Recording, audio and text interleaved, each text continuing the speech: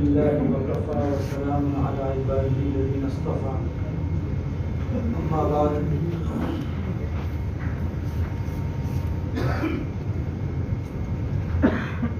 أعوذ بالله من الشيطان الرجيم بسم الله الرحمن الرحيم الحمد لله رب العالمين الرحمن الرحيم مالك يوم الدين إياك نعبد وإياك نستعين اهدنا الصراط المستقيم صراط الذين أنعمت عليهم غير المغضوب عليهم ولا الضالين آمين.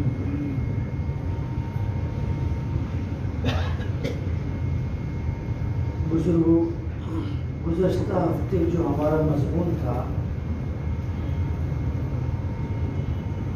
ہدایت اللہ تعالیٰ کی طرف سے بہت بڑی نعمت ہے، اور ہدایت کے بعد گمراہی، ضلالت اور اللہ رب العزت کا غضب،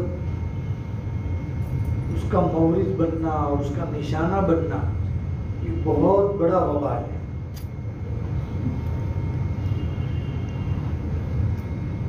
اسی کے ذیل میں سورہ مدثر کی آیات آپ کے سامنے پڑھی تھی، اور ولید بن مغیرہ کا واقعہ بھی بیان کیا تھا کہ ایمان لانے کے قریب ہونے کے باوجود صرف جاہ طلبی، عزت طلبی، اور اس کی وجہ سے اس نے وہ ضلالت کو ترجیح دی اور بے ایمان دنیا سے گیا۔ اللہ رب العزت نے اس کا تذکرہ جس انداز میں فرمایا ہے، بڑے سنگین الفاظ اور سخت الفاظ استعمال فرمائے۔ آج آپ کے سامنے مختصراً ہی کچھ باتیں عرض کرنی ہے، کیونکہ یہ ہفتہ ہماری مدرسے کی مشغولی کا بھی تھا۔ ایک رکوع ہے، وہ رکوع کو آپ کے سامنے پڑھتے ہیں۔ اس سے پہلے یہ سمجھ لے کہ بتایا تھا نا کہ غیر المغضوب علیہم ولا الضالین، اس میں صرف یہود اور نصارہ ہی نہیں، ہر وہ بندے جو غضب کے راہ پر چلے یا ضلالت کی راہ پر چلے وہ سب برا ہے، لیکن اس کا کامل فرد اور اس کا سب سے زیادہ اطلاق اگر کسی پر ہو سکتا ہے تو وہ یہود اور نصارہ ہے، کہ وہ اللہ کے غضب کے نشانے پر تھے اور ضلالت پر نصارہ تھے۔ وہ بے شمار جگہ پر قرآن کریم میں اللہ رب العزت نے ان لوگوں کے واقعات بیان کیے، ان بنی اسرائیل کے۔ گزشتہ آپ کو بتایا تھا کہ بنی اسرائیل کس کو کہتے ہیں؟ یہ وہ تھے جو انبیاء کی اولاد میں سے تھے، اور بے شمار انبیاء ان کی نسلوں کے اندر آئے۔ بس اسی وجہ سے ان کا یہ گمان بن گیا تھا کہ ہم تو نحن ابناء اللہ و احباء، ہم تو اللہ کے بیٹے ہیں، محبوب ہیں۔ اور یہ تکبر، یہ خود پسندی اور یہ جو برائیاں ان کے اندر آنی شروع ہوئی، اور ان برائیوں کے بعد وہ اپنی خواہشات کے اوپر چلنا شروع کیے، تو بے شمار برے برے نتائج ظاہر ہوئے۔ ابھی جو آیت ہے سورہ مائدہ، اگر آپ پڑھیں گے سورہ مائدہ 6 پارے کے اندر ہے، سورہ مائدہ کے اندر اللہ رب العزت نے بنی اسرائیل کا اور یہود کا تفصیل سے تذکرہ کیا ہے۔ بہت ساری آیات ہے، ابھی تو میں خالی ایک رکوع آپ کے سامنے سمجھ رہا ہوں، اس کا ترجمہ آپ کے سامنے پیش کرتا ہوں۔ دیکھیے اللہ تعالیٰ فرماتے ہیں وَإِذْ قَالَ مُوسَىٰ لِقَوْمِهِ يَا قَوْمِ اذْكُرُوا نِعْمَةَ اللَّهِ عَلَيْكُمْ إِذْ جَعَلَ فِيكُمْ أَنْبِيَاءَ وَجَعَلَكُمْ مُلُوكًا وَآتَاكُمْ مَا لَمْ يُؤْتِ أَحَدًا مِنَ الْعَالَمِينَ۔ اس کا ترجمہ یہ ہے کہ موسیٰ علیہ السلام نے اپنی قوم سے، اپنی قوم کون؟ بنی اسرائیل، ان سے کہا کہ میری قوم، تم اللہ کی نعمتوں کو تو یاد کرو، شکر تو کرو کہ اللہ نے کتنی نعمتوں سے آپ لوگوں کو نوازا ہے۔ اس میں بتایا اِذْ جَعَلَ فِيكُمْ أَنْبِيَاءَ، تمہارے اندر بے شمار انبیاء ہے۔ یہ مانوی نعمت ہے، جس قوم کے اندر انبیاء کی کثرت ہو وہ قوم کبھی گمراہی اور ضلالت کے راہ پر جلدی پڑ ہی نہیں سکتی، کیونکہ اللہ کی طرف سے معید بندے۔ آج تو علماء ہے، علماء معصوم نہیں ہے، علماء سے بھی گناہ ہو سکتے ہیں لیکن انبیاء سے گناہ ہی نہیں ہو سکتے، اور جو بات کہیں گے وہ اللہ کی بات ہے۔ یہاں تو علماء میں بھی کبھی اختلاف ہو سکتا ہے لیکن انبیاء میں تو اللہ کی طرف سے وہی ہے۔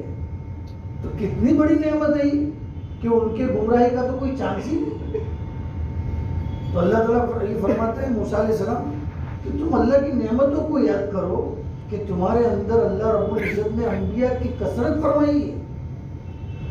حتیٰ کہ حضرت مفتی شفیع صاحب رحمۃ اللہ علیہ فرماتے ہیں کہ انبیاء بنی اسرائیل کے اندر موسیٰ علیہ السلام سے لے کے عیسیٰ علیہ السلام کے درمیان میں 1000 انبیاء ہیں۔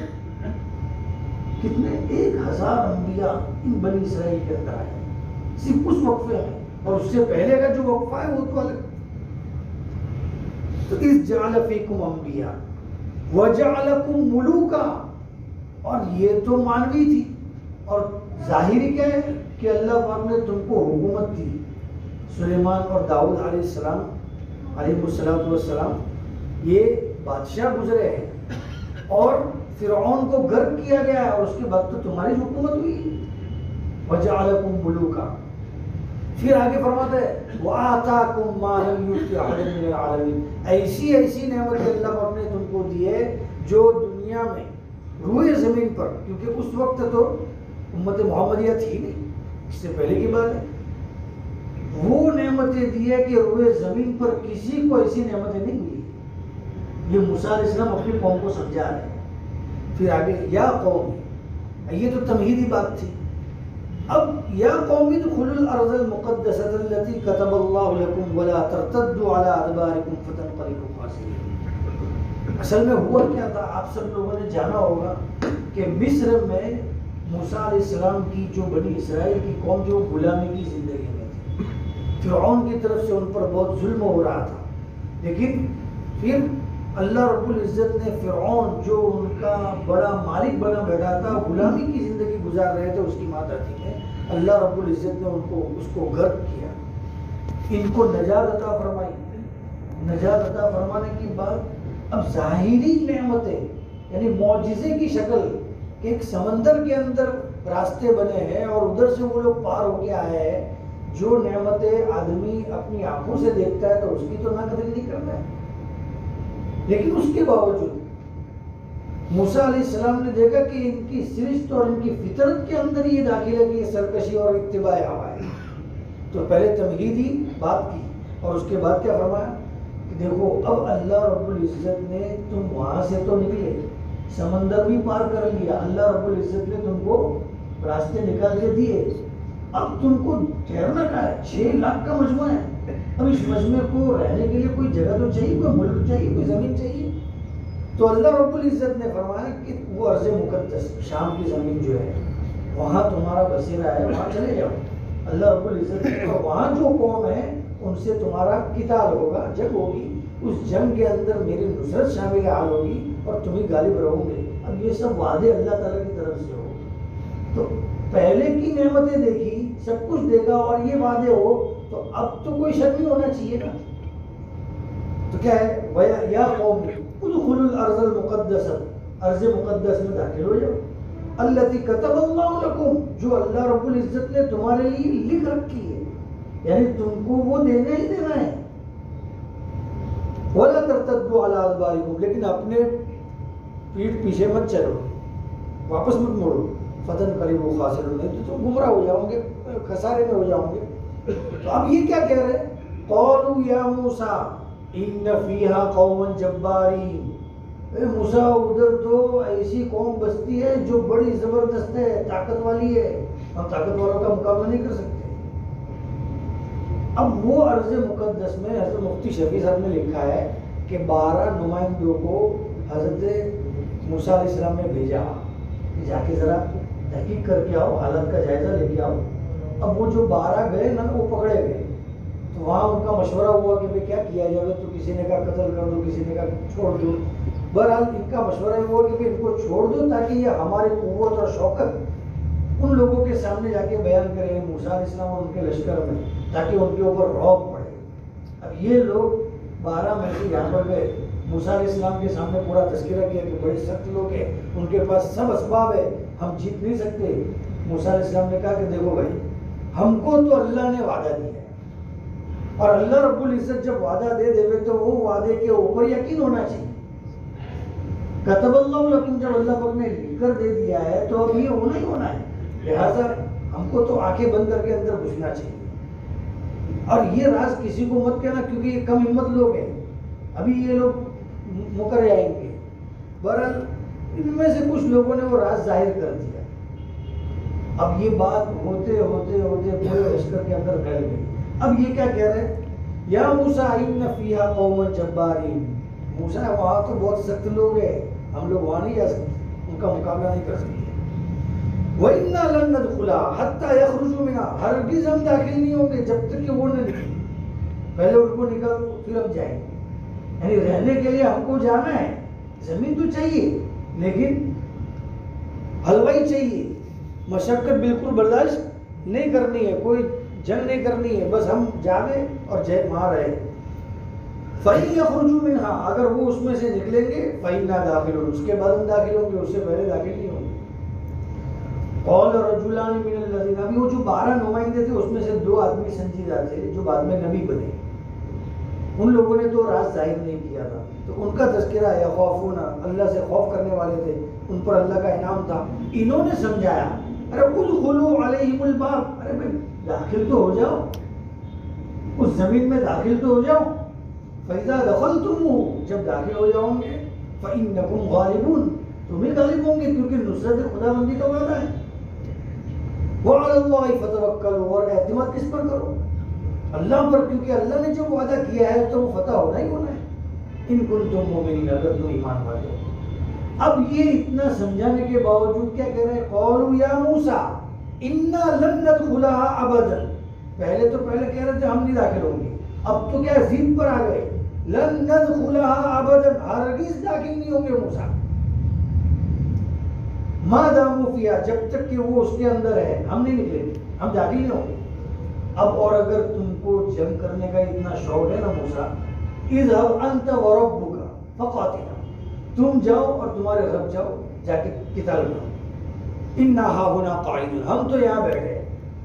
اب یہ بتائیے، اب یہ ایسی سرکشیاں ان لوگوں کی ہے۔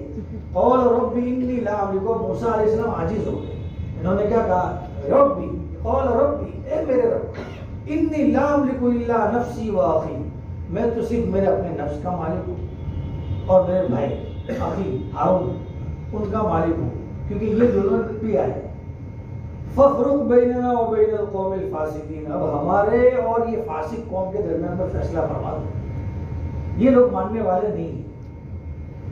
قَالَ فَإِنَّ، اب اللہ رب العزت کی طرف سے ان کے اوپر جو ذلت مسلط ہوئی وہ کیا ہے، فَإِنَّهَا مُحَرَّمَةٌ عَلَيْهِمْ 40 سنة، 40 سال تک یہ لوگ بھٹکتے رہے۔ لکھا ہے کہ 40 سال تک وہ اس جو درمیانی ایریا میں جہاں رکے ہوئے تھے وہیں بھٹکتے رہے۔ یہ اللہ کی طرف سے ایسی قید اور ایسی ان کے اوپر قید و بند تھی کہ وہاں کوئی زنجیر نہیں، کچھ نہیں، لیکن یہ نہ ارض مقدس کی طرف جا سکتے ہیں نہ مصر کی طرف واپس لوٹ سکتے ہیں، کہیں بھی، یہاں تک کہ کسی نے تو لکھا ہے کہ چلنا بھی شروع کرتے تھے تو بھٹک بھٹک کے وہیں پہنچ پہنچتے تھے۔ 40 سال تک یہ لوگ وہاں پر رکے رہے اس زمین کے اندر، یتیہون فی الارض، وہ زمین میں بس گھوم رہے ہیں۔ فلا تأس علی القوم الفاسقین، اب تم ان کے اوپر کوئی افسوس مت کرو، موسیٰ علیہ السلام۔ بہرحال میں یہ پورا رکوع ہے، یہ ایک رکوع کا ترجمہ میں نے آپ کے سامنے کر کے بتایا۔ ایسی سورہ مائدہ کے اندر اتنے واقعات ہیں بنی اسرائیل کے، میں نے اتنے سارے لکھے، 9 8 9 لکھ کر لایا ہوں، لیکن اس کو بھی بیان کرنے کا موقع نہیں ہے۔ صرف ایک واقعہ میں نے آپ کے سامنے بیان کیا کہ یہ ان لوگوں کی سرکشی تھی۔ کیا اللہ رب العزت کا انبیاء موجود ہے، نبی، اور نبی بھی اولو العزم نبی، اور ان کے بارے میں سب کچھ ان لوگوں کو پتہ ہو چکا ہے کہ وہ نبی ہے جن سے اللہ رب العزت نے بات کی ہے، اب اس کے باوجود یہ ایسا کلام کہہ رہے ہیں۔ اب تک کہ مفتی شفیع صاحب فرماتے ہیں کہ ان لوگوں کے یہ جملے اگر نادانستہ طور پر ہوئے تب تو فسق ہے. لیکن اگر یہ واقعتاً انہوں نے دل سے کہے ہوتے اللہ رب العزت کا انکار کرنے کی غرض ہے تو یہ تو ایمان سے بھی ہاتھ تو بیٹھے استہزاء کے انداز میں کہتے ہوتے. لیکن اللہ رب العزت نے لیکن علماء یہ فرماتے ہیں کہ یہ فسق کے انداز میں ہی انہوں نے کہے. بہرحال یہ ایک آیات تھی. اب میں آپ کے سامنے یہ اتباع ہوا کا مضمون جب چل رہا ہے تو اتباع ہوا کے اندر بہت سارے ان لوگوں کے بارے میں تذکرے ہیں. میں صرف ایک آیت اور پڑھ کے آپ کے سامنے تذکرہ کرتا ہوں, اس کا مختصر تشریح کرتا ہوں. یہ بنی اسرائیل کے تعلق سے نہیں ہے, یہ من جملہ آیات میں سے ایک آیات ہے. اللہ رب العزت نے یہ فرمایا وَاتْلُ عَلَيْهِمْ نَبَأَ الَّذِي آتَيْنَاهُ مِنْ آيَاتِنَا. سورہ اعراف کے اندر ہے. اللہ رب العزت ان کے بارے میں فرماتے ہیں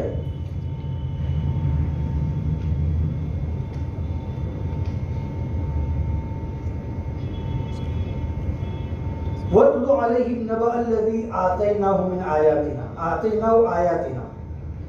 اے نبی جی آپ ان کے سامنے تلاوت کیجئے ان لوگوں کے واقعات جن کو ہم نے اپنا علم دیا, اپنی نشانیاں دی, اپنا علم دیا.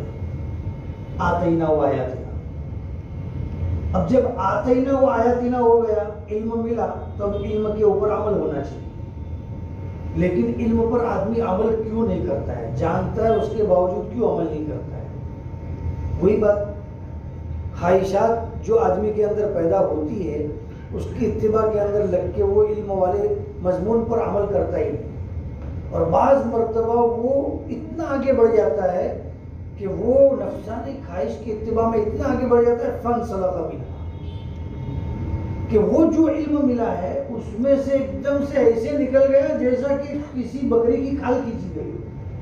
جب بکری کی کھال کھینچتے ہیں, جب قربانی کے دن ہوتا ہے تو جب لڑکا کے اس کی کھال کھینچتے ہیں تو جس طریقے سے کھال نکل جاتی ہے اس کے اوپر گوشت کا, جو ماہر کسائی ہوتے ہیں اس کے اوپر گوشت کا کوئی نشان نہیں. ایسے ہی ان کے اوپر دین کا کوئی نشان نہیں, ایسے دین میں سے نکل جاتے ہیں. فَانْسَلَخَ مِنْهَا. اب یہاں رک کے دیکھیے اللہ رب العزت کیا فرماتے ہیں فَانْسَلَخَ مِنْهَا فَأَتْبَعَهُ الشَّيْطَانُ. اب شیطان اس کا پیچھا کرتا ہے. یہاں پر رک کے بات سمجھنی ہے. آدمی سب سے پہلے نفسانی خواہش پر قدم اٹھاتا ہے تو شیطان اس کے اوپر پنجے ڈال دیتا ہے. پہلے ہم سمجھتے ہیں کہ شیطان بہکاتا ہے اور اس کے بعد پھر ہم یہ اپنے اوپر عمل کر رہے ہیں. اللہ رب العزت فرماتے ہیں فَانْسَلَخَ مِنْهَا, پہلے آدمی قدم اٹھاتا ہے. اسی لیے حضرت تھانوی رحمۃ اللہ علیہ نے ایک عجیب نقطہ یہاں پر لکھا ہے, یہاں نہیں دوسری جگہ پر لکھا ہے. فرماتے ہیں کہ نفس اور شیطان میں سے نفس بادشاہ ہے اور شیطان اس کا وزیر ہے. نفس جو ہے نا وہ بڑا خطرناک ہے, وہ بادشاہ ہے. دین کے پیرائے کے اندر آ کر بھی آدمی کو دھوکے دیتا ہے. عجیب عجیب واقعات حضرت کے وہاں تو مکتوبات کے اندر ملتے ہیں. ابھی وقت نہیں ہے ورنہ میں آپ کو سنا تھا. بہرحال یہ جیسے ہی نفسانی خواہش پر بندہ عمل کرنا شروع کرتا ہے اتبعہ الشیطان, شیطان اس کا پیچھا کرتا ہے اور اس کو پکڑ لیتا ہے. اب یہاں رک کے آپ سمجھیے, جب بھی ہم کوئی بھی گناہ کی طرف قدم اٹھاتے ہیں یہ نفسانی خواہش سے اٹھاتے ہیں. اور دیکھیے اگر فوراً تائید الہی شامل حال ہو گئی تو اللہ رب العزت توبہ کی توفیق عطا فرما دیتے ہیں. اور اللہ سے یہی مانگنا چاہیے کہ اللہ ہم کو گناہ سے بچا, اپنی نصرت شامل حال فرما. لیکن اگر خدا نہ خواستہ وہ بندہ شیطان کی جال میں اور نفس کی جال میں پھنسا, اب آپ دیکھیے فَأَتْبَعَهُ الشَّيْطَانُ, اس کے اوپر شیطان نظریں ڈال کے بیٹھا ہوا ہے. کون اپنی نفسانی خواہش پر عمل کرنے کے لیے قدم اٹھا رہا ہے.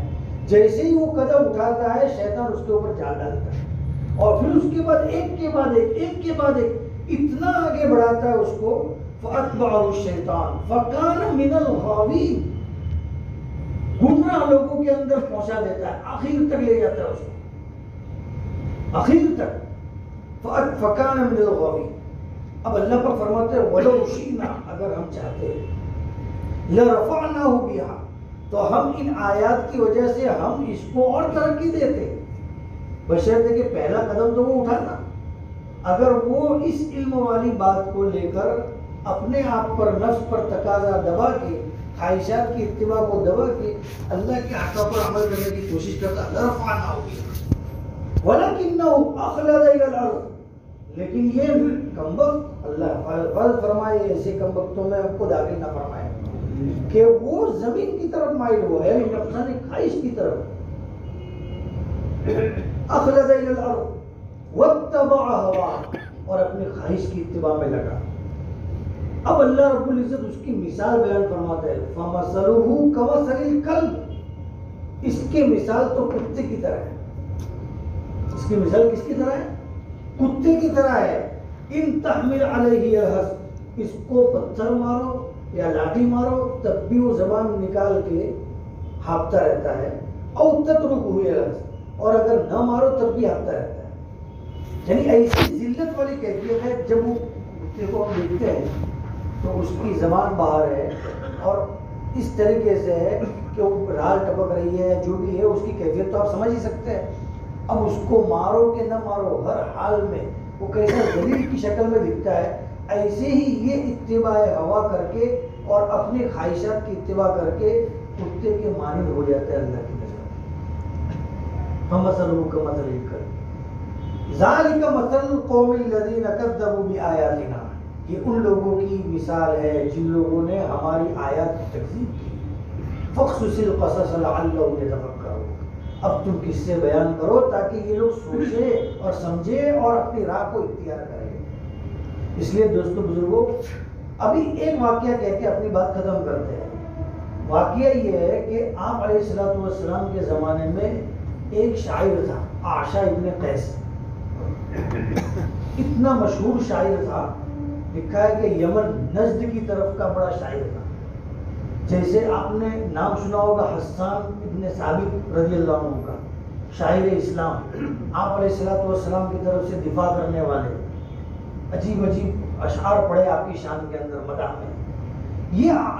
یہ عاشا ابن قیس جو شاعر تھا، وہ آپ صلی اللہ علیہ وسلم کا تذکرہ سنا تو وہ بھی ایمان لانے کی غرض سے چلا۔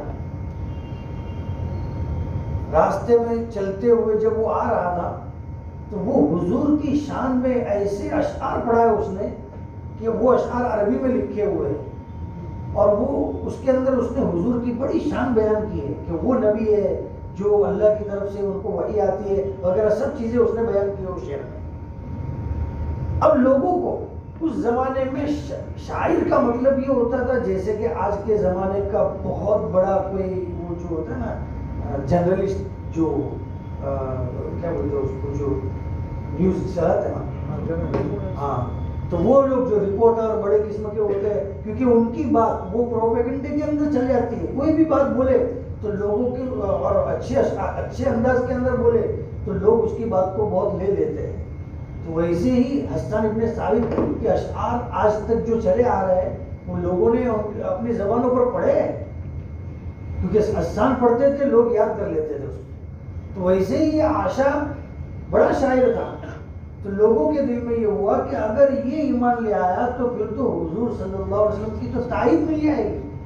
تو لوگوں نے اس کے پاس جا کے سمجھایا کہ عاشا یہ کیا کر رہے ہو، کہاں جا رہے ہو؟ کہ میں ایمان لانے جا رہا ہوں۔ کس کے اوپر؟ کہ محمد پر صلی اللہ علیہ وسلم۔ تو اس کو ایسا سمجھایا کہ دیکھ وہ زنا سے روکتے ہیں، اور زنا تو ان لوگوں میں عام تھا، اور یہ زنا سے روکتے ہیں، کیا کرے گا؟ تو کہا دیکھو میں تو بوڑھا ہو گیا ہوں، مجھے بھی زنا کی کوئی ضرورت نہیں۔ پھر کہا کہ وہ شراب سے بھی روکتے ہیں، شراب ان کی گٹی میں پڑی ہوئی تھی۔ تو کہا کہ شراب کو تو میں بھی برا سمجھتا ہوں، کیونکہ وہ آدمی کی عقل کو کم کر دیتی ہے اور بہکی بہکی باتیں اس کی زبان سے نکلتی ہے۔ پھر اس کے بعد کسی نے کہا کہ ارے بھائی تو چھوڑ دے، تیرے کو ہم مال دیتے ہیں، 100 اونٹ دیتے ہیں، اگر تو قبول کر لے اور وہاں مت جا اور اپنے ملک واپس چلا جا۔ تو اب یہ تنگ دست تو تھا ہی تھوڑا کچھ، اس نے اس وقت یہ فیصلہ کیا، کیا بولا کہ ہاں ٹھیک ہے 100 اونٹ میرے کو اگر ملتے ہیں تو میں ادھر نہیں جاتا ہوں اور میں اپنے ملک واپس جاتا ہوں۔ اب 100 اونٹ اس کو دیے اور یہ لوگ یہ وہاں سے لے کے نکلا۔ لکھا ہے کہ یہ اپنے ملک میں پہنچنے سے پہلے جس اونٹ پر سوار تھا، اونٹ کی پشت کے اوپر جو سوار تھا وہاں سے یہ گرا، اور گرتے اس کی گردن کی ہڈی ٹوٹ گئی اور اس کی جو کوئی خاص رگ تھی، ایوریج بولتے ہیں نا اس زمانے میں، اس کی شکل ہوگی، تو وہ ہو گیا اور وہ دنیا سے چلا گیا۔ اب یہ اتباع ہوا ہے، سب کچھ صرف مال کی وجہ سے اس نے ایسا کیا۔ اس لیے دوستو بزرگوں، یہ راستے بھٹکنے کے بے شمار ہیں، سوائے تائید الہی کے، اور اللہ رب العزت کی طرف سے تائید بندے کو مل رہی ہے۔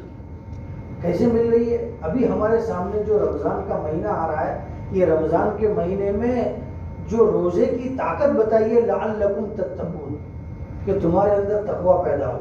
حضرت تھانوی رحمۃ اللہ علیہ نے لکھا ہے، بہت سی جگہوں پر لکھا ہے، ہر عبادت کا ایک نور ہے، ہر عبادت سے ایک طاقت پیدا ہوتی ہے۔ جیسے نماز سے ایک طاقت پیدا ہوتی ہے۔ کس چیز کی طاقت؟ اللہ سے ہم کلامی کی طاقت، وہ ایک نور ہے۔ زکوٰۃ سے ایک نور پیدا ہوتا ہے، اس سے اس لائن کی طاقت پیدا ہوتی ہے۔ روزے سے کس لائن کی طاقت پیدا ہوتی ہے؟ تو لعلکم تتقون میں وہ حکمت بیان کی گئی ہے، وہ حکمت یہ بیان کی گئی ہے، آدمی کو اپنے نفس پر کنٹرول کی طاقت پیدا ہوتی ہے۔ یہ کتنا بڑا، کیوں؟ کیونکہ آدمی، روزے کی تعریف کیا ہے؟ صبح سے لے کے مغرب تک کھانے پینے اور بیوی سے جو تنہائی کی باتیں ہوتی ہے اس سے احتراز کرنا۔ جو حلال چیزوں پر آدمی اپنے نفس کو کنٹرول کر کے روک رہا ہے اور اللہ رب العزت کا حکم سمجھ کے اس کو منع کر روک رہا ہے، تو حرام کی ہوئی چیزوں سے تو کتنا رکنا چاہیے۔ یہ اللہ رب العزت روزے کے ذریعے سے طاقت عطا فرماتے ہیں۔ یہ لعلکم تتقون کی حکمت ہے۔ اس لیے دوستو بزرگوں، اب یہ رمضان کا مہینہ آ رہا ہے، اس میں ہم اللہ سے یہ مانگے بھی، اور یہ مقصد جو ہمارے روزے کا ہے وہ حاصل کرنے کی حد تک امکان کوشش بھی کریں کہ ہم اللہ سے یہ مانگے کہ اللہ ہم نفسانی خواہش کی پیروی سے بچے، تیرے احکام پر اور حضور صلی اللہ علیہ وسلم کی سنت کی اتباع کرنے والے بنے۔ اللہ ہم سب کو عمل کی توفیق عطا فرمائے۔